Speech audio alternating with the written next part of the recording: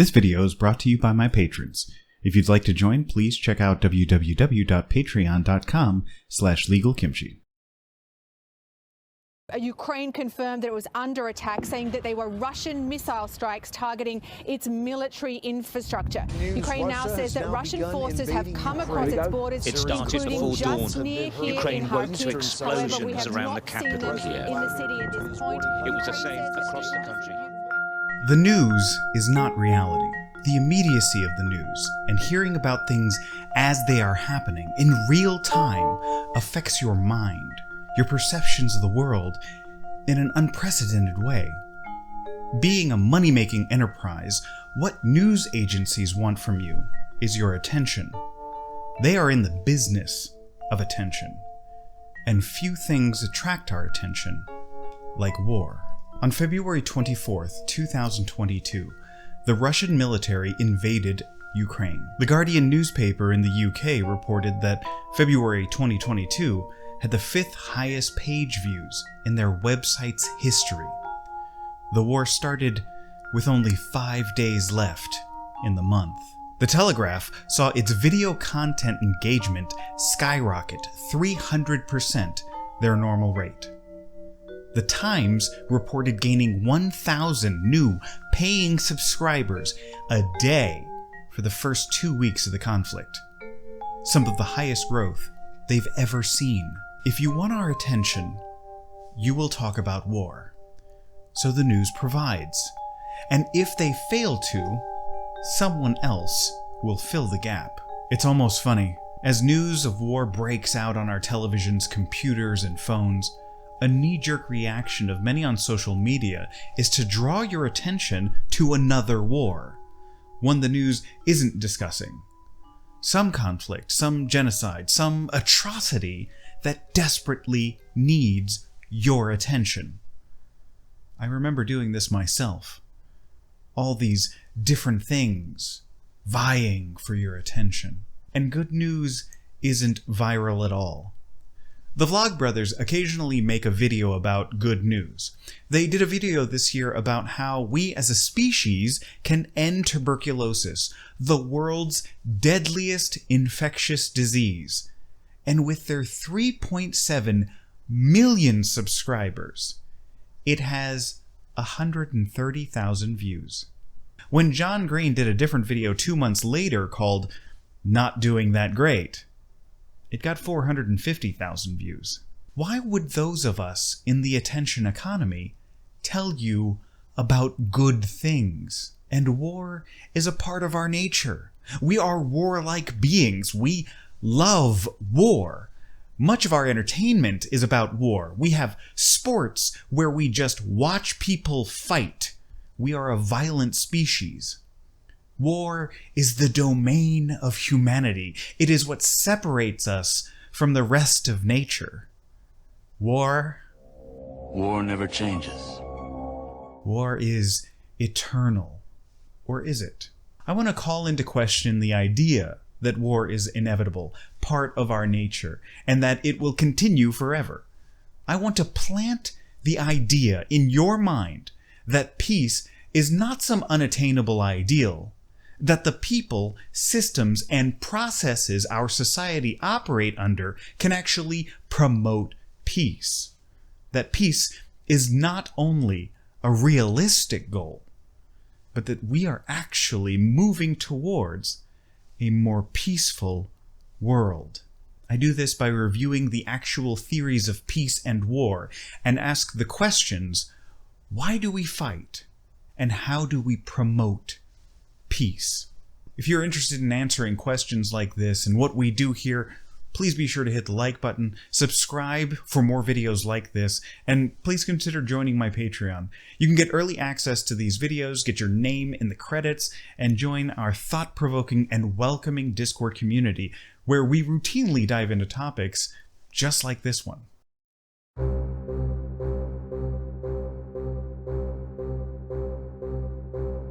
I have seen war. I have seen war on land and sea. I have seen blood running from the wounded. I have seen men coughing out their gasped lungs. I have seen the dead in the mud. I have seen cities destroyed. I have seen 200 limping, exhausted men come out of line, the survivors of a regiment of 1,000 that went forward 48 hours before.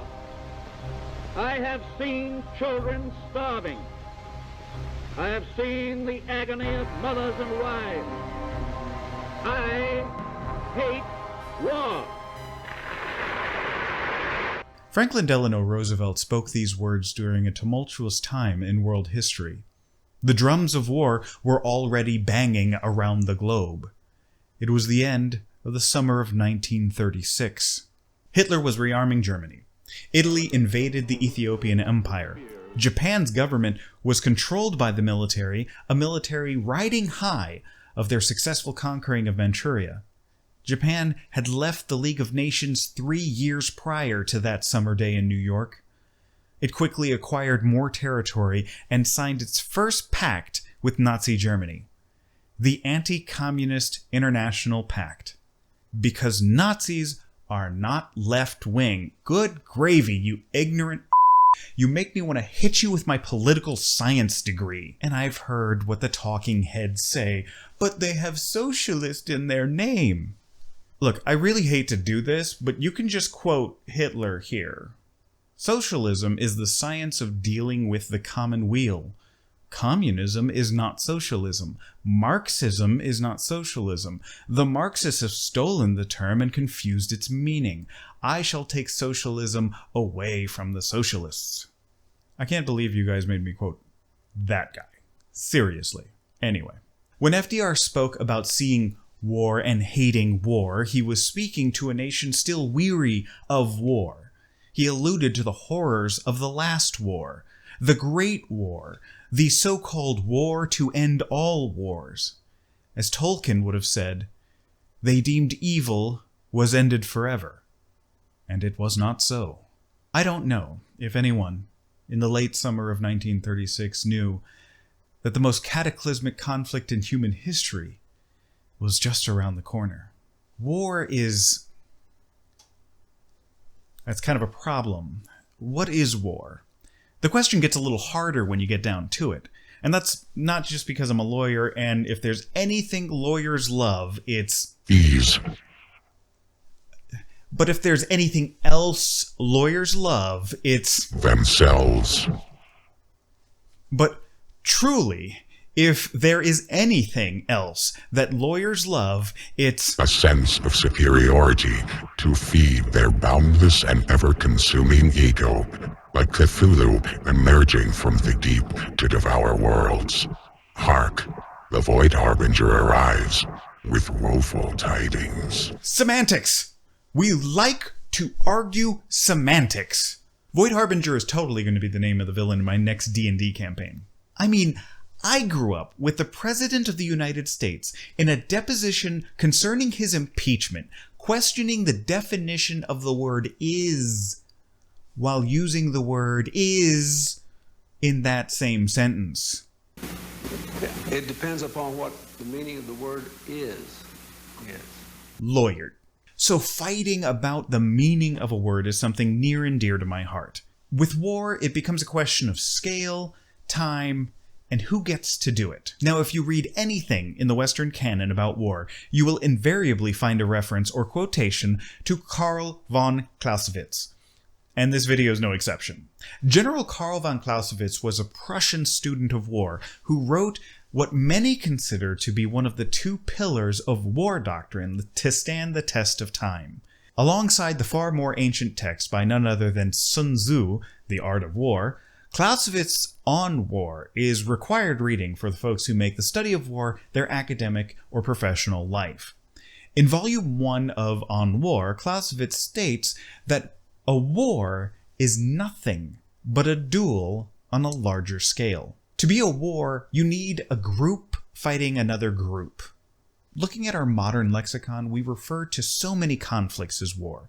Gang wars are just two groups fighting each other. So if a war is to take place, it must be a group of people fighting another group of people violently. That word tries to eliminate the other poetic uses of the word war, like Cola Wars, or Monday Night Wars, or the Chocolate War.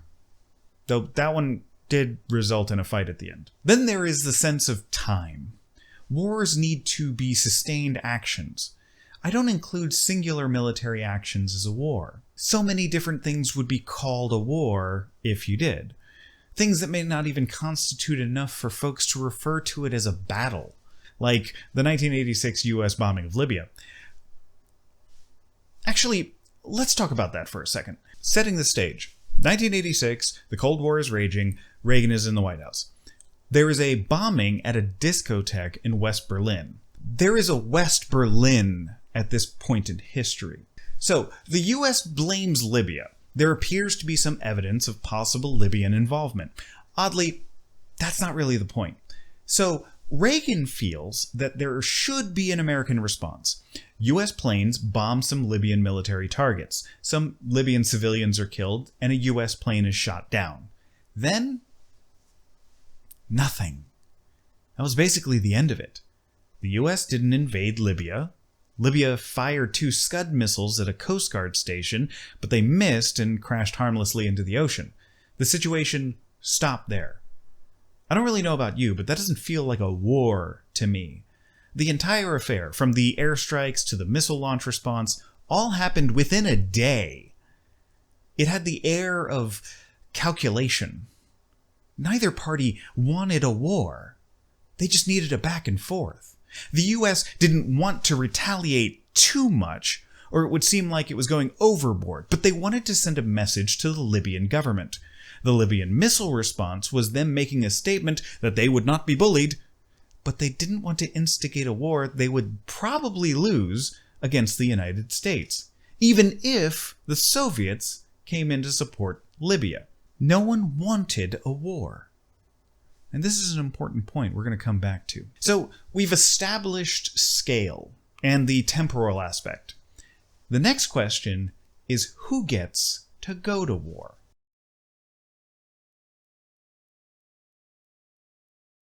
So I was about 12 or 13 when I started reading Tom Clancy.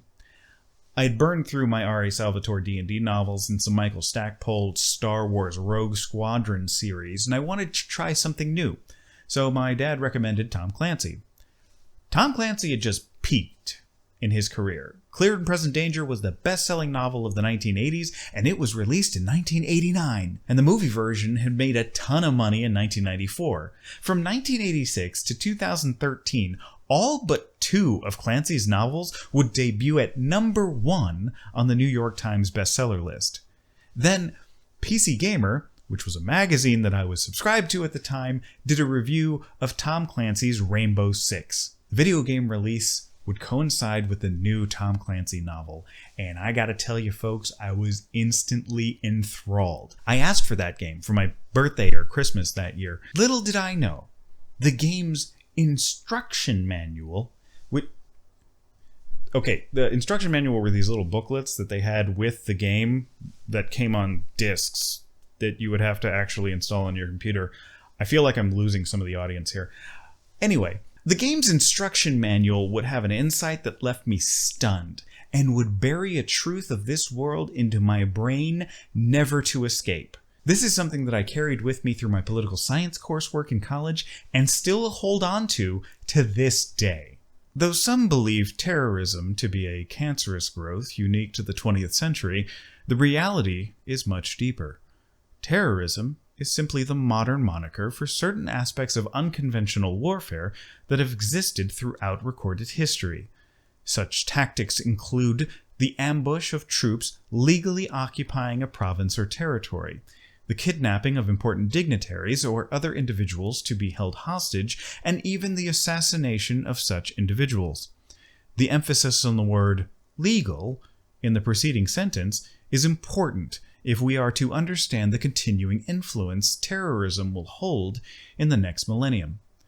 Consider the FBI's definition of terrorism. Quote, "Terrorism is the unlawful use of force or violence against persons or property to intimidate or coerce a government, the civilian population, or any segment thereof, in furtherance of political or social objectives." End quote.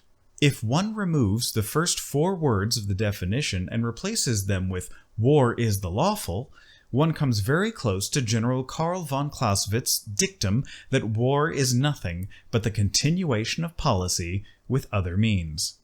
When diplomacy fails, governments have the option of lawfully applying force to further their political and social objectives. Groups and individuals do not have this right, and are therefore branded terrorists. Through one's point of view certainly impacts how readily that term is applied instead of patriots.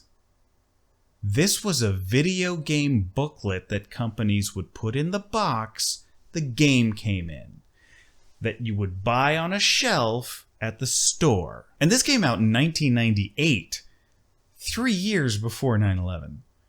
I did not suspect a video game's instruction manual to go so hard.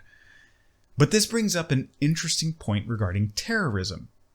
The common usage of terrorism does not fit neatly into the FBI's definition. If a nation flies a drone into an area and missile strikes a building with civilians in it, is it a terror attack? If a bombing raid misses its intended target, is it terrorism? If a nation explodes electronic devices in the pockets of innocents, is that a terror attack? Are governments immune to the terrorist label? The evidence doesn't seem to hold there. Hamas, for whatever folks may feel about that organization, is the government over Gaza. It was elected in 2007, but it is also on the U.S. State Department's list of foreign terrorist organizations. Currently, at time of recording, President Biden has referred to Hamas as a terrorist organization, and I think it is difficult to argue against the statement that the attacks on October 7th, 2023 was a terror attack. Now, that's based on what I've seen and read, media reports and the like. Whether you feel Hamas is an organization fighting for liberation or a genocidal organization bent on the destruction of Israel is actually immaterial to the discussion of the attacks on October 7th. When the founding fathers of the United States dumped tea into the harbor and tarred and feathered British loyalists, those were terrorist acts. They were violence designed to send a political message. And furthermore, especially when referring to tarring and feathering, designed to instill fear, to cause terror.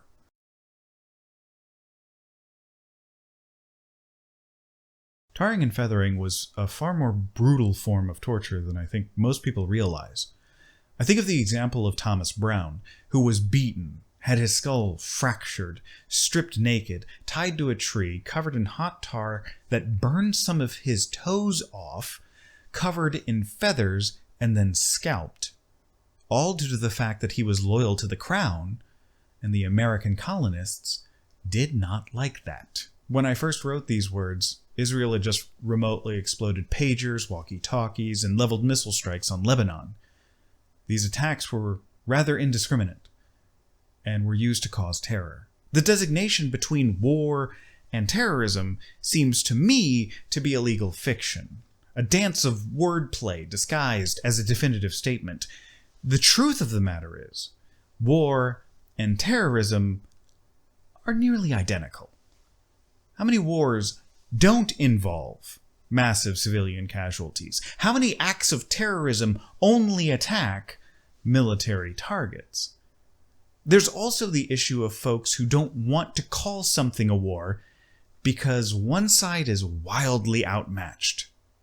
There is an idea that a war is only a war when two somewhat closely matched groups are fighting. This has the issue of being really vague. I understand it as a rhetorical device. This is not a war, it's a slaughter. But the reality of it is that war doesn't have to be fair. It just needs to be a fight. And there is no such thing as a fair fight.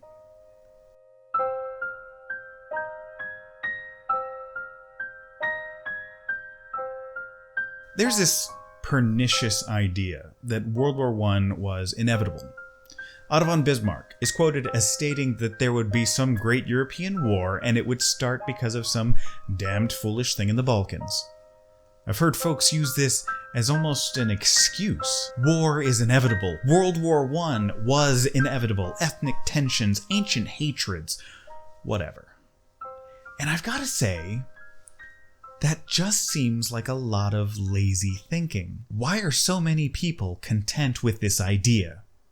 Can you imagine the dearth of human knowledge if we were satisfied by this level of analysis in other fields? Why did the apple fall to the ground? Well, you know, because apples fall down.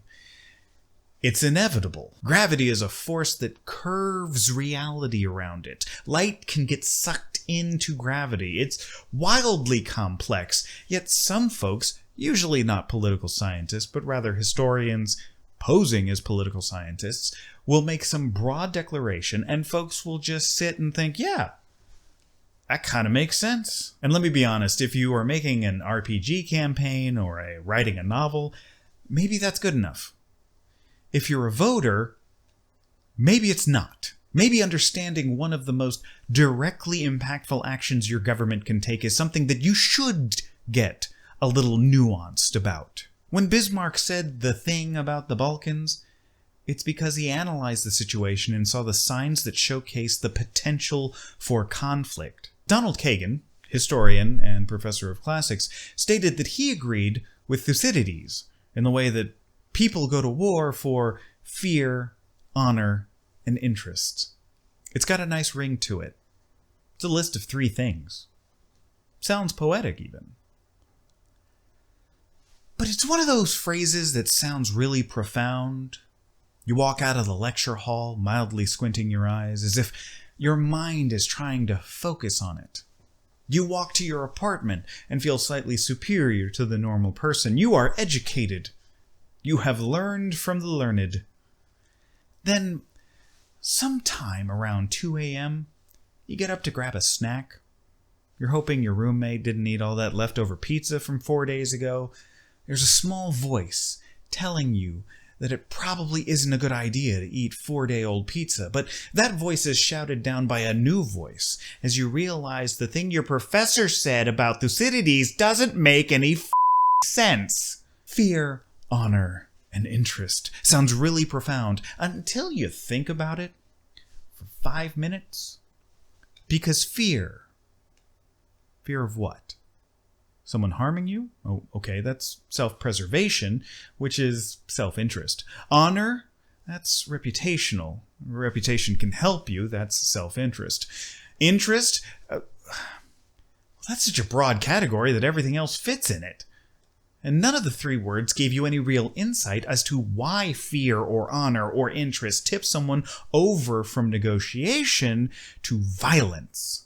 Poetry can be unhelpful in the sciences, even the social sciences. Also, Keegan may not be the best person to listen to about political science. Remember what I said before about historians sometimes pose as political scientists? Well, historians rank 4th in a category of insufferable academics that think they know everything about everything. Here is my definitive list of people ranked on how much they need to be punched in the face. Philosophers, YouTubers, astrophysicists, historians, lawyers. Wait a minute. I'm on that list twice. I also find it hard to agree with Kagan due to how he seems to use his knowledge. Personally, I find the most useful reason for learning this information is to learn how to prevent war from happening. War is awful. That should be an uncontroversial statement. Studying it should, in my opinion, be to prevent the need for it in the future, or at the very least, to minimize its presence in our world. Kagan seemed to use it to justify aggressive colonialist actions by the United States. Kagan was a signatory for the Project of the New American Century, a neoconservative think tank that ran from 1997 to 2006. This group championed the idea of U.S. interventions in various areas, the use of preemptive strikes, ignoring international law, and installing the Pax Americana. The stated goals of this organization was to solidify U.S. dominance of the world through having a military with 4 major pillars. Number 1, making the U.S. homeland secure. Number 2, having the ability to fight multiple major wars simultaneously around the world. Number 3, being the world police, shaping the security environment of key regions, i.e., regions we would want to exploit, and altering the US military to be a step ahead of everyone else by going where no one else can go. This involved the militarization of space. And you may be thinking, isn't that outlawed by treaty? No. Only nuclear weapons in space are outlawed by treaty. If we put a missile platform on a space station, that doesn't violate any treaty. Not that it would matter to these folks, but I wanted to make sure to point that out. There isn't a ban on the militarization of space that the US, or really any space-capable nation, has signed at the time of recording. This is viewing war and life and death of fellow members of our species like a team sport. And that is a view I simply cannot agree with. But my agreement or disagreement doesn't mean that the theories of how to maintain peace are correct or incorrect. Reality and my own opinion don't necessarily mesh. But the difference is actually more fundamental than that. While Kagan's book is called On the Origins of War, with the nice subtitle of And the Preservation of Peace, it is clear from his politics that the preservation of peace is not the goal he is interested in. He wants the preservation and promotion of the U.S. global hegemony to the detriment of anyone who opposes us. That is not peace. That's domination. So when I say I disagree with Kagan, it isn't just because of the politics, or I'm someone putting left-wing or right-wing labels on things. It's because I want to promote peace in a way that actually works. He wants to promote dominance. As the meme says, we are not the same. There are some things that historically and practically have generated peace that some folks may be uncomfortable with. At least, they should. Because I feel uncomfortable with some of the conclusions that I've come to in my research and analysis. I started this video stating that I am hopeful and confident that peace is attainable and that war is something we can actually eliminate, and have done a decent, if incomplete, job of doing that as a species. However, that doesn't mean all the reasons for peace make me smile. Like I said, my belief comes from the evidence, from reality. Reality isn't always pretty. Now, here's where I get mildly hypocritical, because I spoke earlier about how overly simplistic the view of humanity's predilection towards warfare being some sort of innate essence or natural, even biological determinism is. But I also cannot distill an entire field of work into a single video, or even a series of videos. I have to simplify it. It's funny. Zoe B says I should speak with my normal conversational vocabulary to make video essays more personable and not sound too stilted or academic, but this is literally how I speak. Some people find it abrasive or think I'm being snooty or elitist. I blame my dad.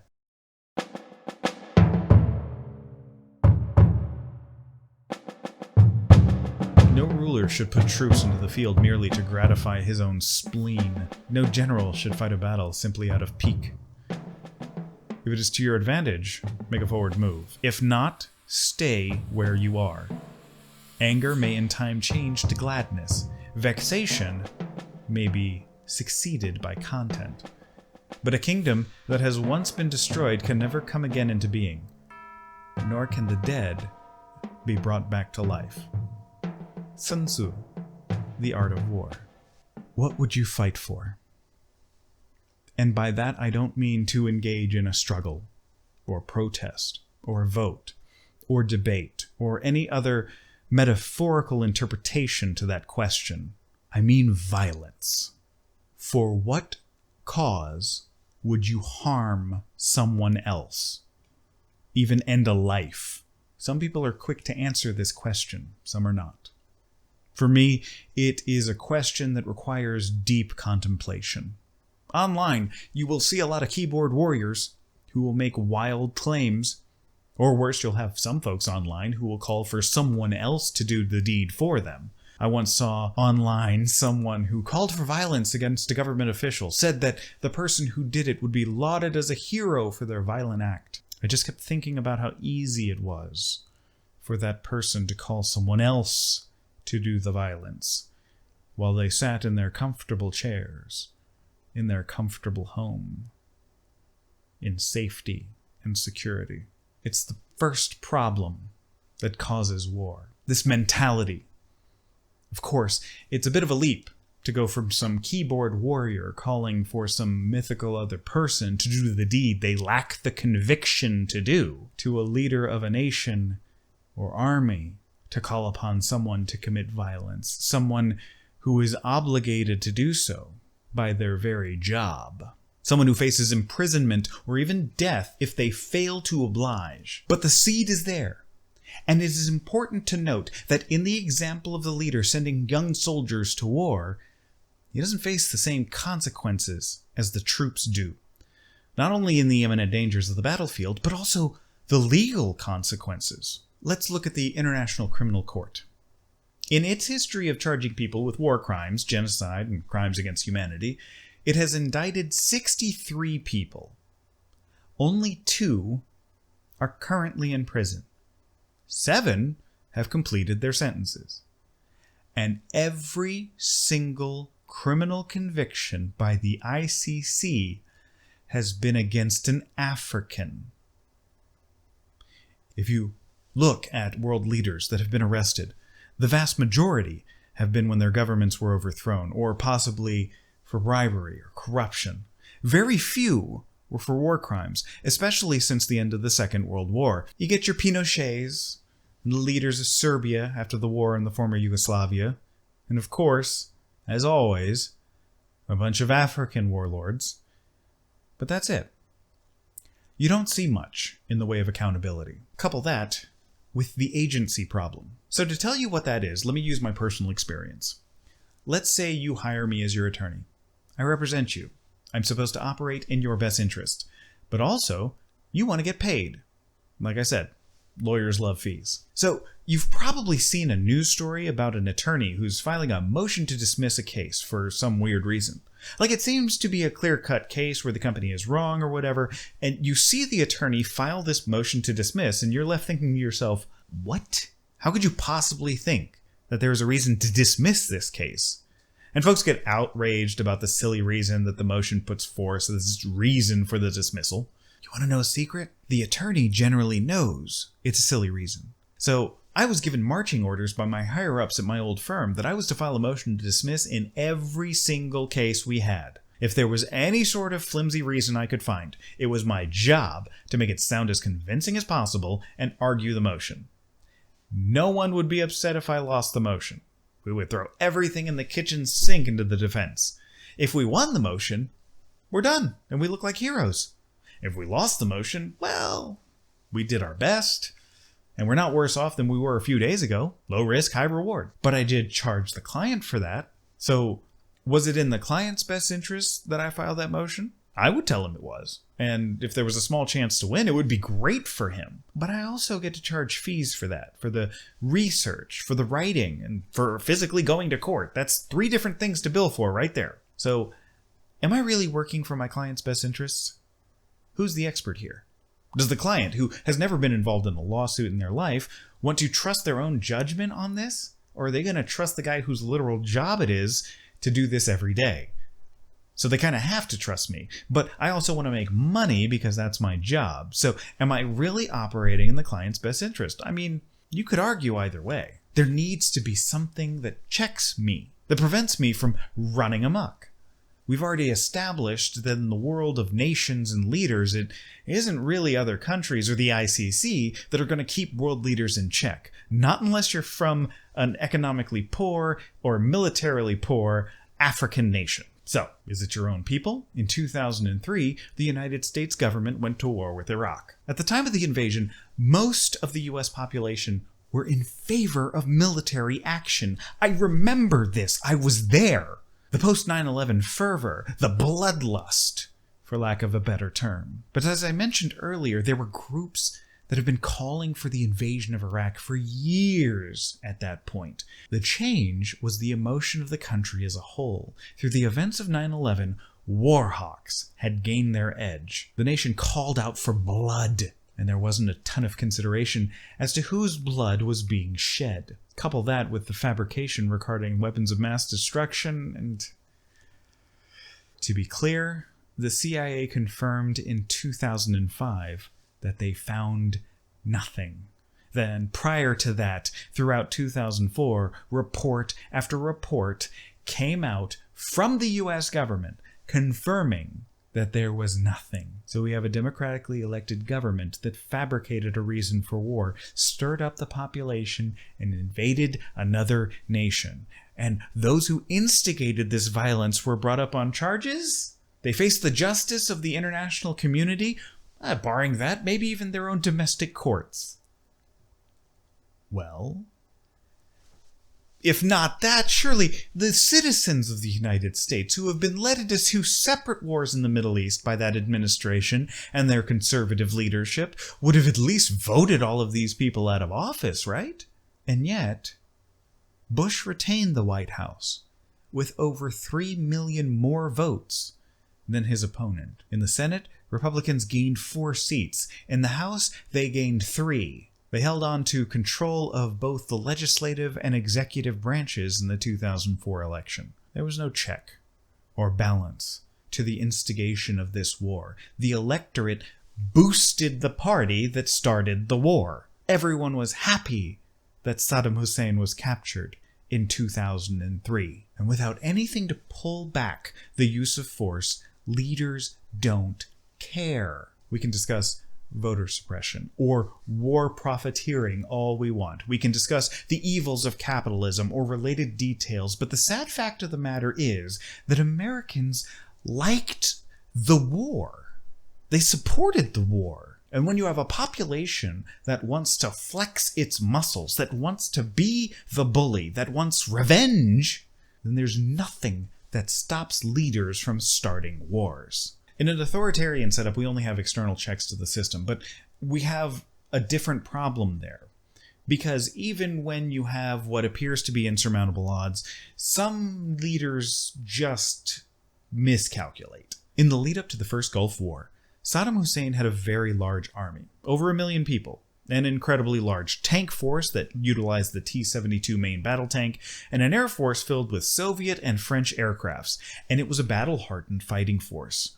They had just come out of the Iran-Iraq War, and the United States hadn't fought a war like this since Vietnam, which they arguably lost. If it's going to go like this, I'm going to be real scared. I pray to God that they bomb it heavily before we go in. Experts stated that the U.S. would probably win the war, but at a terrible cost. The United States Joint Chiefs of Staff believed that the U.S. would lose 30,000 troops, and high-ranking military officials from the U.S. military at the time thought that that number was optimistic. They thought it was closer to 45,000 troops. Some officers anticipate trench warfare and high casualties. Saddam Hussein has had 4 months to prepare his defense of Kuwait, and he's done a very effective job of it, a frighteningly effective job of it. If we have to fight him, it's going to be an ugly and costly fight. It might be short, but it will be costly. American ground forces expect to be outnumbered if they attack Iraqi fortifications in Kuwait, so they are counting on plenty of support, both from artillery and from the air.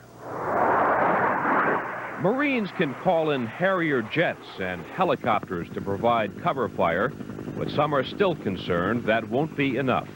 Realistically, I'd like to see everything we could possibly get, everything that flies, that drops bombs or shoots rockets or fires guns in support of us. That will save a lot of American lives. But no one expects that to do the job. The Iraqis have some hardened positions that have the ability to survive any kind of air offensive. And it's going to take us to go in there, and it's going to take us to clear them out. Even so, nobody thought Iraq would win, just that the U.S. would have a hard time winning. So why would Saddam start a war no one thought he could win? In short, he miscalculated. See, first, his goal wasn't to win the war, necessarily. He saw what happened in Vietnam and made a calculation. He felt that his forces would mount, quote, a heroic resistance and inflict such enormous losses on the Americans that they would stop their advance, end quote. So his goal was to make the war costly. Not to defeat them in numbers, but to grind away the U.S. will to continue. Why fight a slogging war halfway across the world with a people that were no direct threat to your homeland? The idea was to create a situation in the U.S. like it had during the Vietnam War. He had saw the effect in the 60s and 70s. The U.S. military still had veterans of that war in the ranks. The memories lingered. Saddam didn't think he could win on the battlefield. He felt that the U.S. would lose in the minds of their own people. And he was wrong. Wars are not started by machines. They are not planned by computers. And there is no AI algorithm that determines the outcome. All of those things are done by people, and people are fallible. It wasn't enough that there was an incredibly powerful military force staring him in the face. But this leads to something that I personally have a hard time with. It's a situation where my personal politics and my research as a political scientist clash a bit. Because one of the deterrents that keeps governments in line, an external check to prevent war from being a viable option, is a juggernaut of a military on the other side. And the United States showed the world in 1991 that it was that juggernaut. The question became, does that lead to peace? To look at another reason why nations go to war, I want to start with a question. Why did the United States invade Afghanistan? I'm going to give you a second to think about it. Did you say oil? If you did, let me wipe away that misconception. They did not. Afghanistan has very little oil, and even less of an ability to refine the crude oil that they do have. During the U.S. invasion and subsequent occupation of Afghanistan, the country produced 0 barrels of oil. Their oil production under the Taliban is around 8,000 barrels of oil per year. They consume, as a nation, 35,000 barrels of oil per day. The country has an energy crisis. Say what you will about war for oil, Afghanistan isn't it. So, if not that, why did we go to war with Afghanistan? Well, in a word, vengeance. We tend to discount emotions when we're talking about war nowadays. There's always a strategic reason, a logical motivation. We need to have that area for strategic purposes. Having an air base in the area spreads our sphere of influence. There was a lot of money to be made in controlling the natural resources in that area. All of those reasons have been present in various violent endeavors in the past, but not always. Capitalism may be the cause for so many problems in the modern world, but not all wars, and not this one.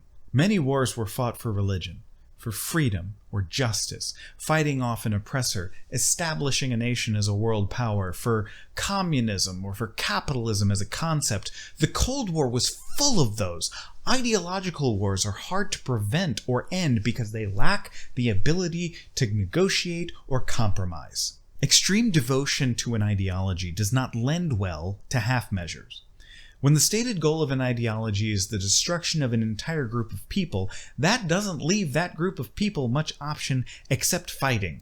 Other ideologies look to alter the entire way a society works, and as such may require complete conversion to operate. I see this when discussing normative political theory with folks all the time.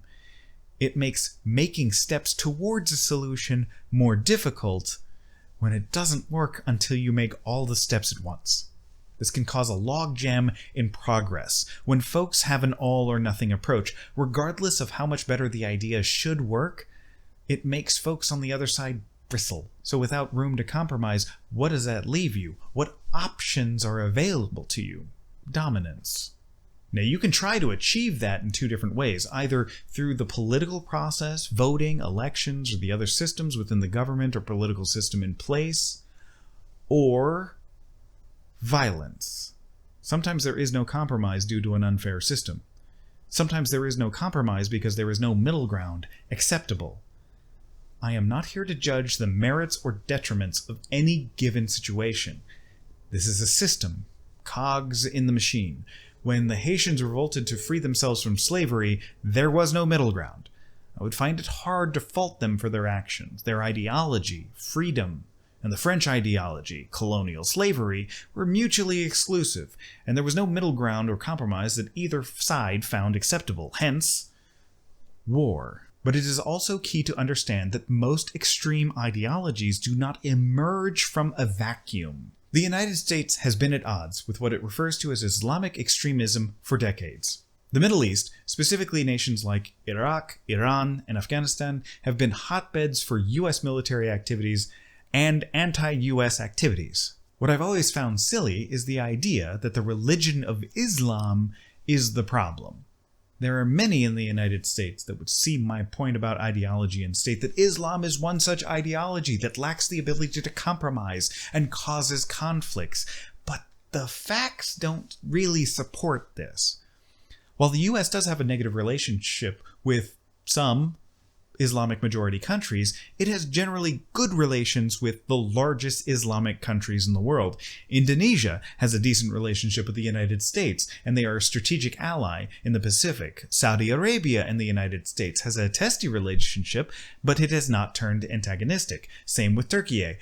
But there has been large amounts of exploitation and regime change that the United States have instigated in that region. The Afghan people were supported by the United States in the 80s when they had their war with the Soviets. Rambo 3 was dedicated to the Mujahideen. And those same Mujahideen, specifically Mohammed Omar, founded the Taliban, whom the United States went to war with. The religion was there in the 80s. It wasn't a problem then, and it wasn't the reason for the problem in the 2000s. What turned were the interests of the United States. The ideology of the Mujahideen was freedom from colonial oppression and exploitation. When the U.S. showed their aggression in the region, it fed that ideology. The ideology of the IRA, the FARC, the Taliban, and any other group instigating violence are not things that just appear. There is cause and effect. You cannot shy away from that because it may be uncomfortable. You cannot ignore the history and look at just the recent events to judge a situation. If you do, you will keep seeing fires burn without understanding how they start. If we stop sowing the seeds, if we stop creating fertile ground for violent ideologies to grow through our own violence, exploitation, or domination, then we will notice far fewer violent ideologies blossom throughout the world.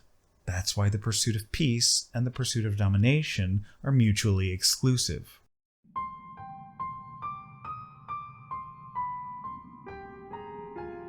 In 1919, Japan made a proposal to add a small addition to the Treaty of Versailles, a treaty that ended the First World War.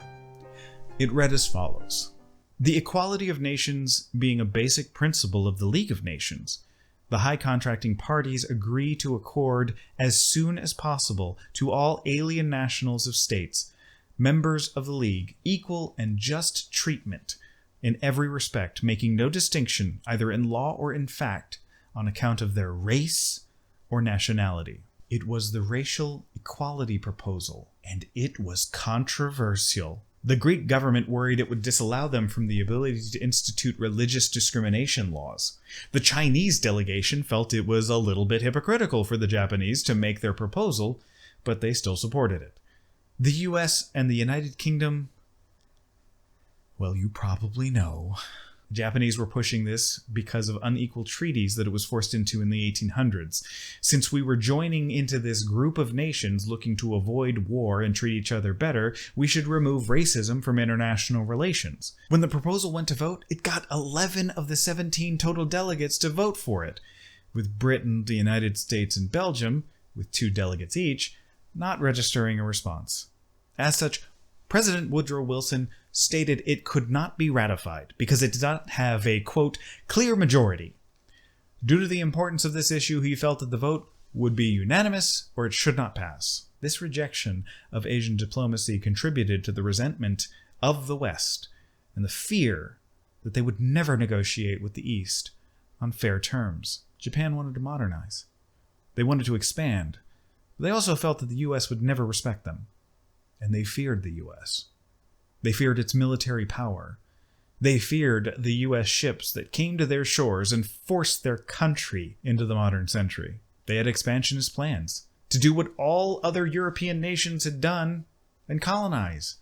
They created a vast empire to cultivate natural resources necessary to become a global power. That fear that they would not be taken seriously led them to build their modern military. They had just defeated Russia. That created fear in the West. Since Japan feared the West, would not fairly negotiate with them, and they feared the U.S. military might, they concocted a plan to solve that problem.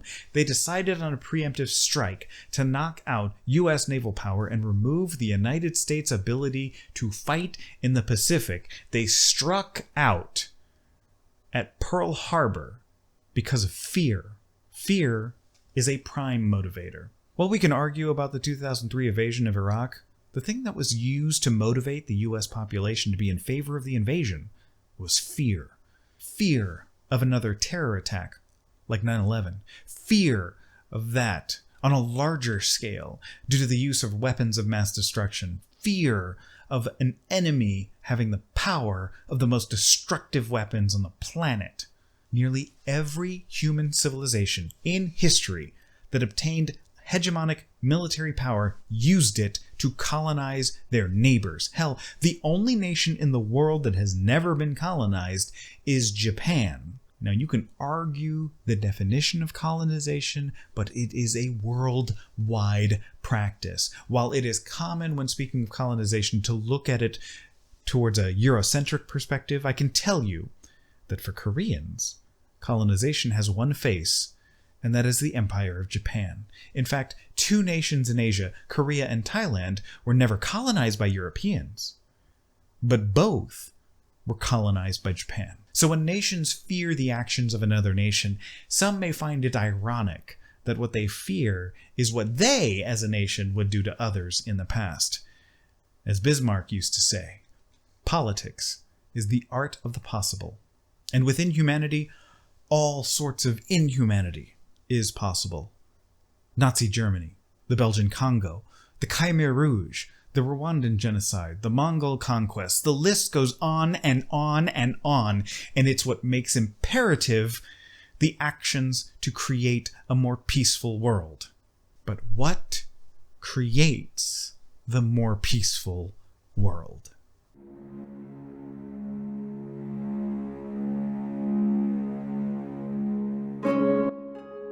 We all have different narratives of what happened. So I'll start it when you plant a bomb. You'll start it when I invaded your country, which is why you planted the bomb. We each have different starting points for evil.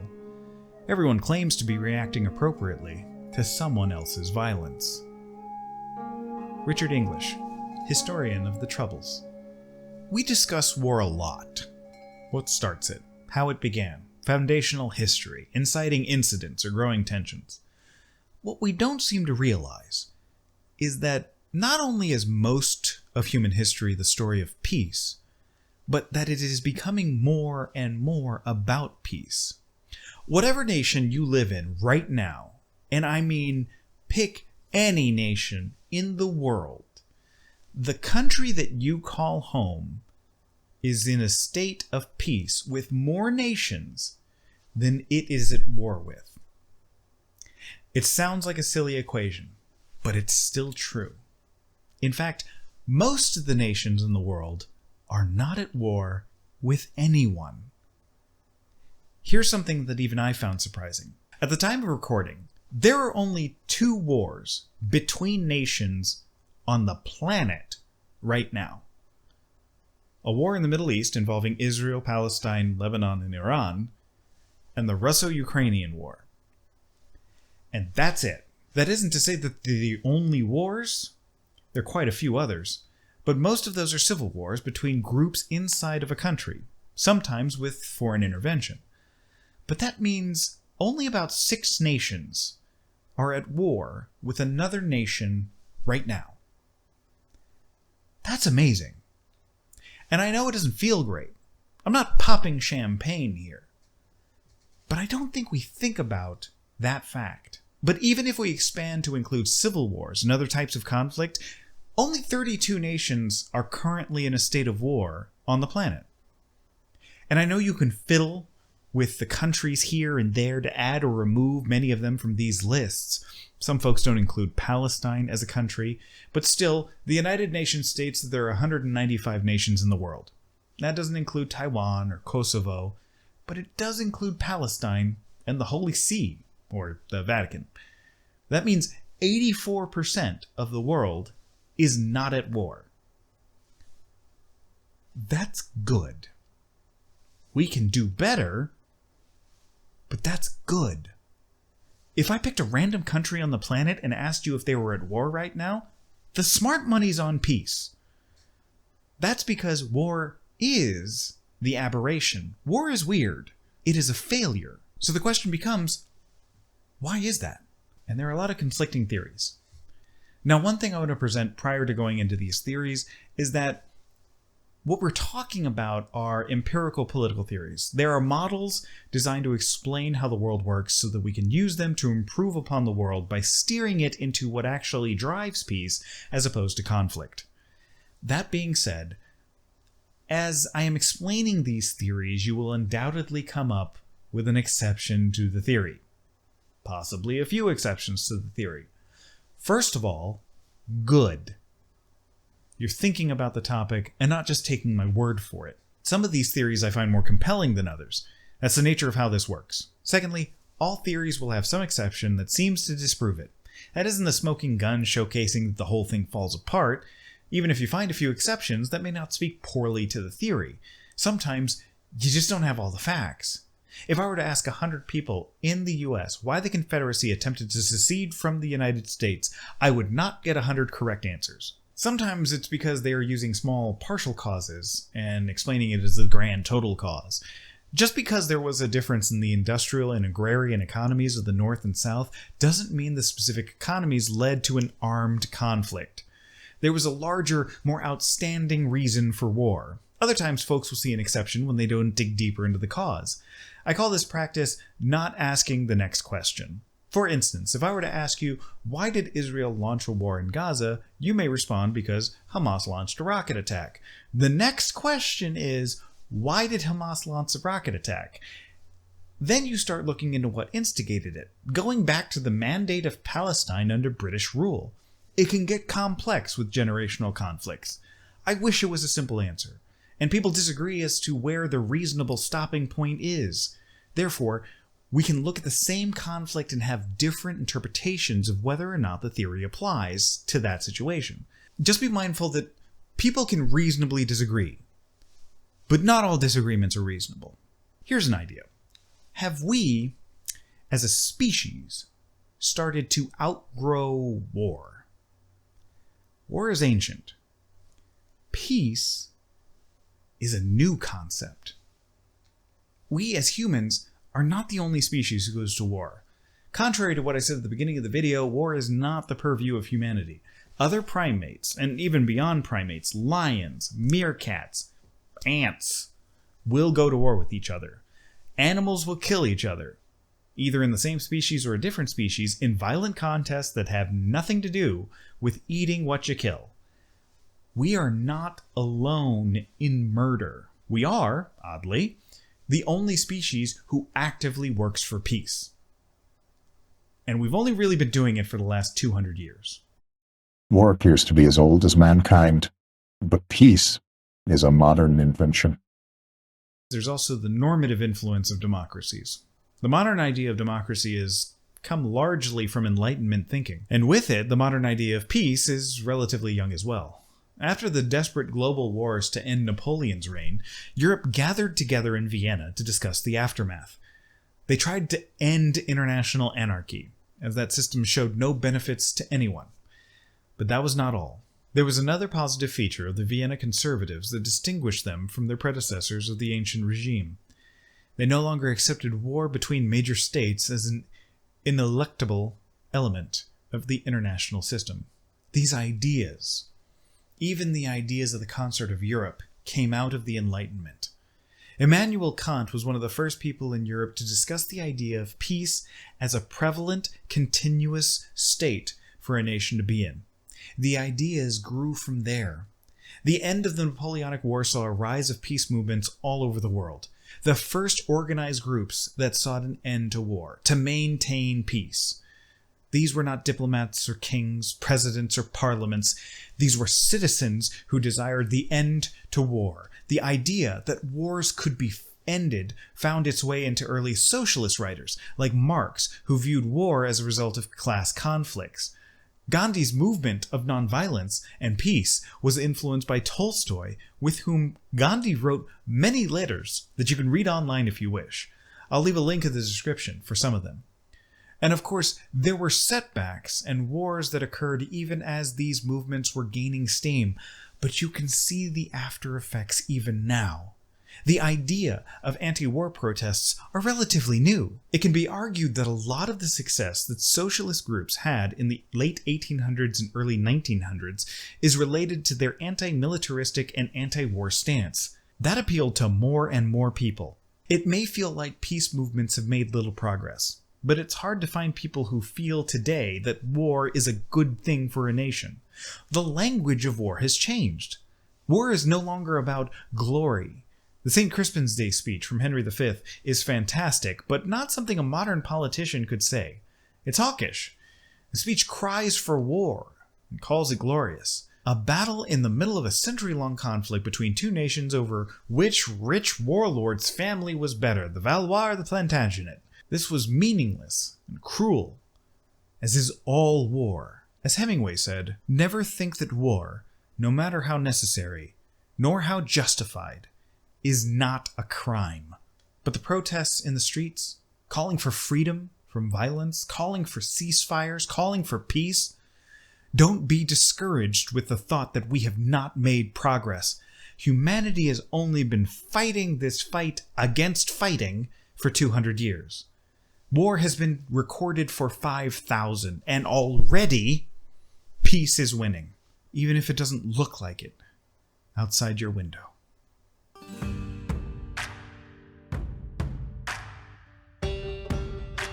This idea that democracies are more peaceful than autocracies, and if you look at the theories we discussed, you can kind of see where this makes sense, but you probably already noticed some issues with it.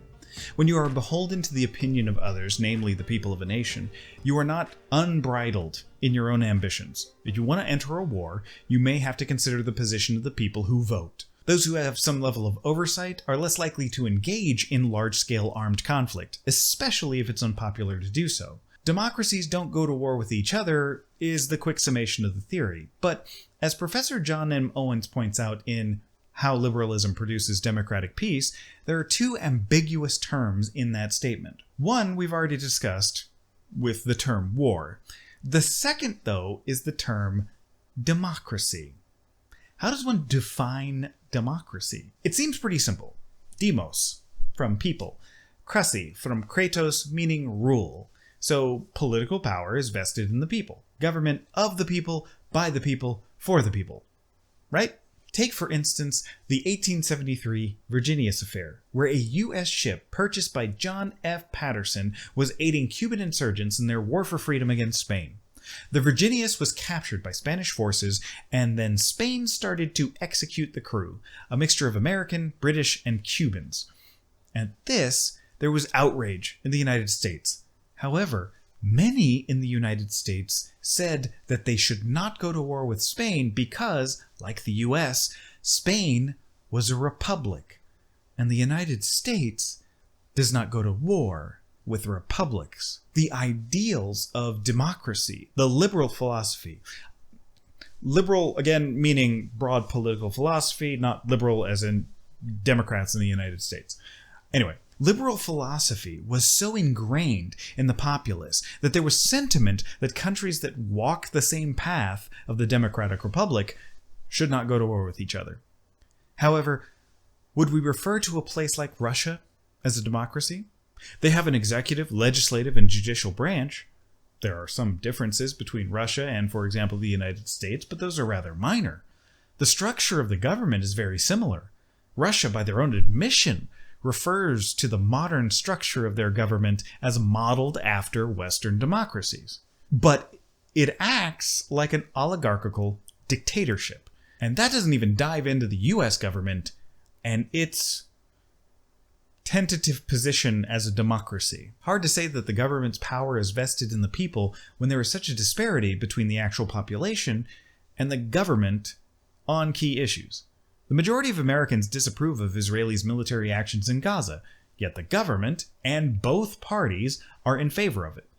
Almost 2/3 of the US population is in favor of abortion rights, but there is no sign of national abortion protection laws coming anytime soon, and in fact it may be going the other way. The majority of Americans want stricter gun laws, but only one major federal gun law was passed in the last 30 years. So if you have such a disparity between the government's actions and the will of the people, you create a situation where the democracy in the democratic peace theory is rather thwarted. So if you immediately thought about the United States and Russia as exceptions to the democratic peace theory, you aren't necessarily wrong, but it puts into focus whether or not these nations are living up to their stated ideals. Because most democratic nations don't go to war with other democratic nations, unless you're a tremendous military powerhouse with the makings of an unassailable ruling class. Sort of the exception that proves the rule. However, as we discussed previously, sometimes the people want war.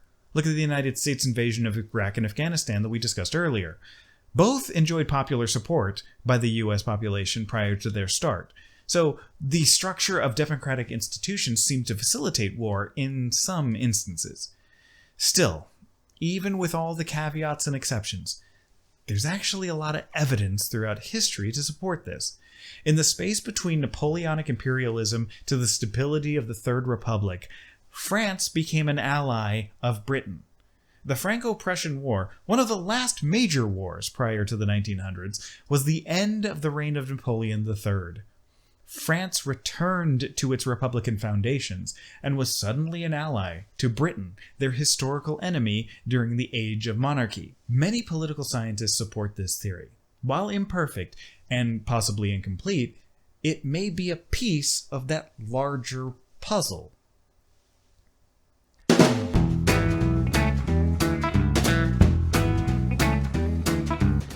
A vital element in keeping the peace is our military establishment. Our arms must be mighty, ready for instant action, so that no potential aggressor may be tempted to risk his own destruction. Until the latest of our world conflicts, the United States had no armaments industry. American makers of plowshares could, with time and as required, make swords as well. But we can no longer risk emergency improvisation of national defense. President Eisenhower spoke these words in a speech warning the United States of what we now refer to as the military-industrial complex. However, there are proponents that showcase the relative peace of the last 80 years and point to the massive technological juggernaut that is the United States military. By many assessments, it is the most dominant military in the history of the human species. I've seen some assessments that the United States could take on the rest of the world and would barely lose that war. Such speculation is rather ridiculous, but I've yet to see anyone who would vote against the United States military in a battle between two nations for military supremacy.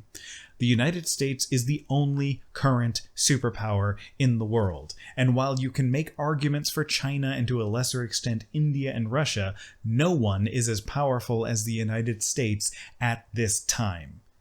And the rest of the world knows it. There is no power in the world who thinks they can take on the United States and defeat it. There are powers that feel that they could repel the US long enough to push it out of their territory, but that's about as far as winning gets. Let's take the US's most recent military conflict, the global war on terror. The wars in Iraq and Afghanistan have killed anywhere from 1.3 to 4.6 million people, while the US casualties of these decades-long conflicts number around 10,000. This tracks even if you go back in time. In the Vietnam War, the conflicts most would say that the United States lost. The casualties for the United States military numbered less than 60,000 dead, while the North Vietnamese dead numbered nearly 1 million.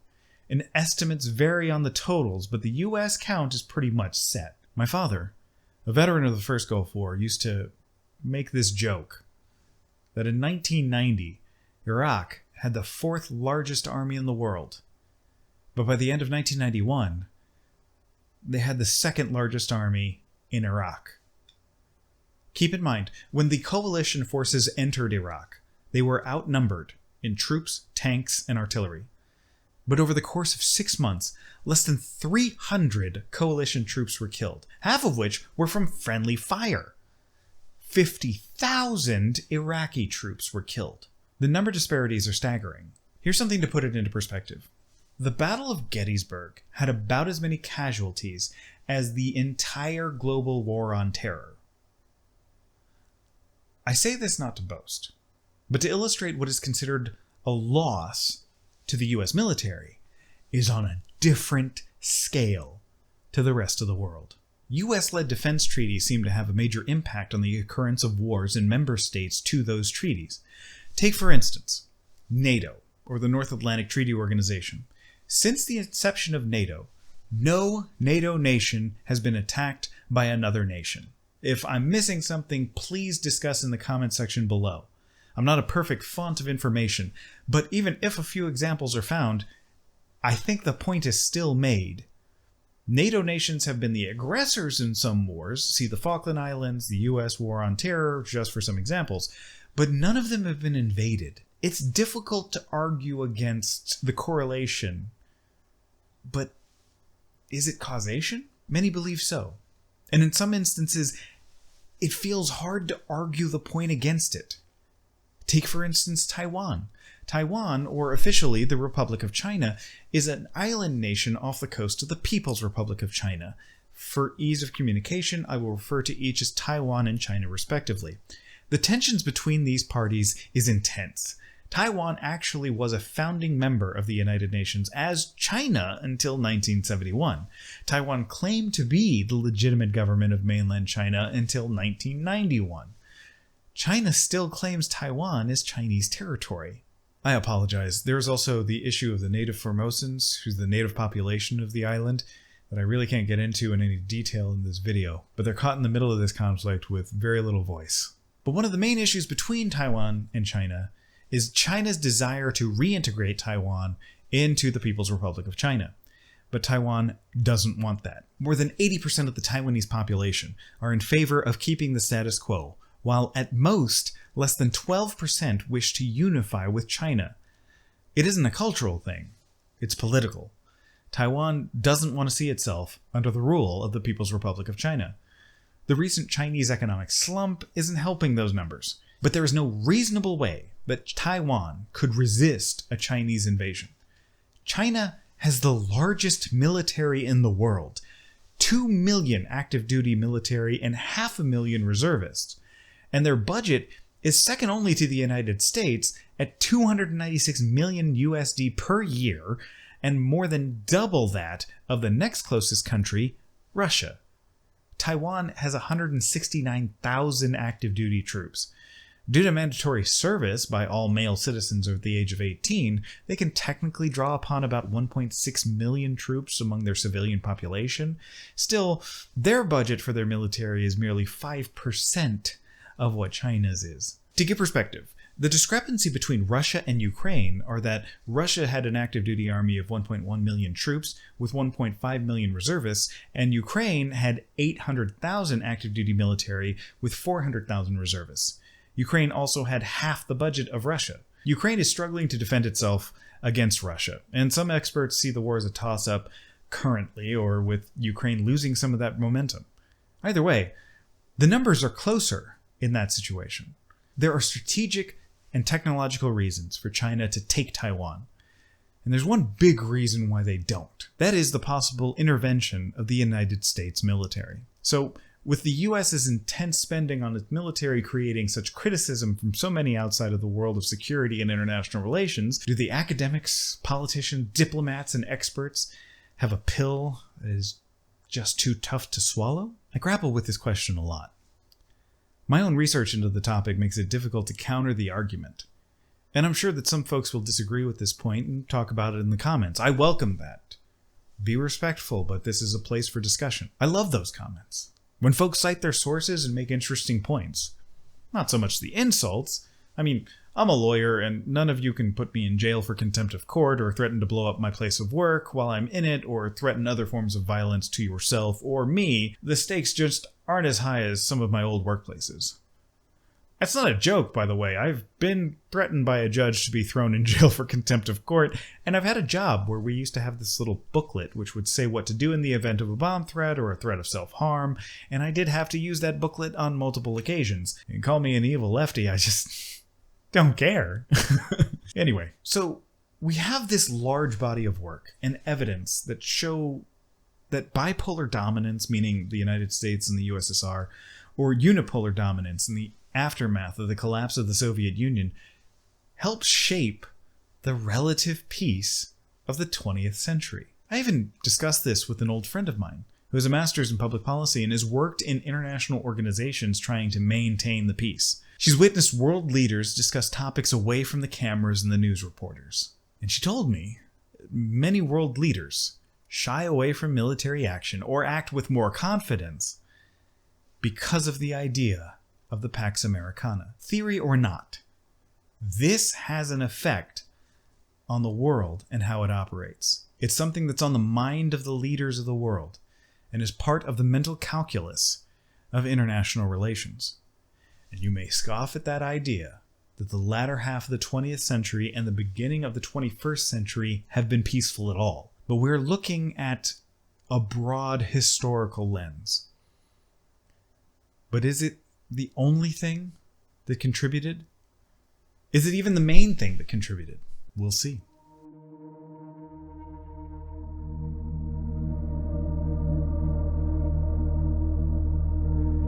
I'll be honest with you.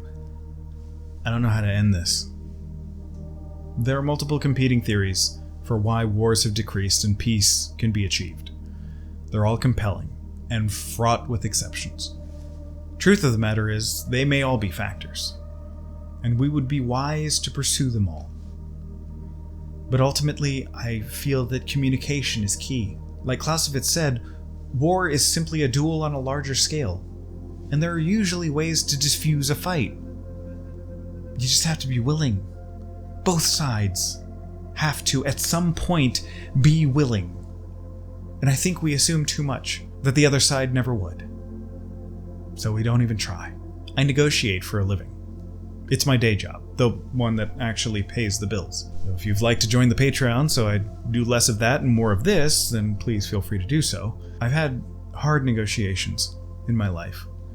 Screaming matches, manipulations, hung up phones, frustrations, sometimes even fear. But I've always been able to fight to a resolution. Some hurt to accept. Some made me feel triumphant. Most had both parties walk away a little disappointed.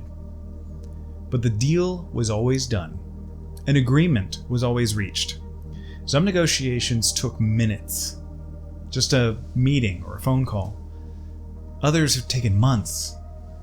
We spoke of generalities. We buried ourselves into the specifics. I have argued to switch the word will to may in a contract, but we always got the deal done.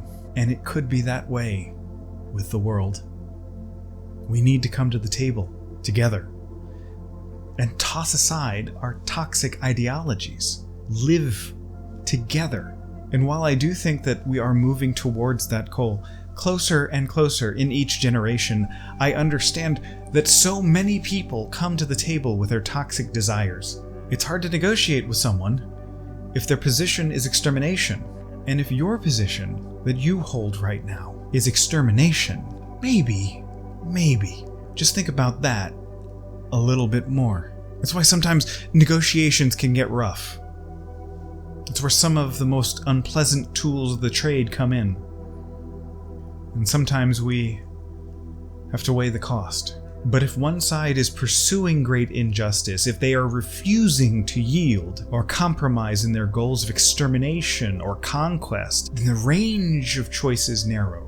But it's easy for someone like me, who has not witnessed war, to say it is just. I don't have all the answers. I welcome your comments, your theories, even book recommendations in the comments below.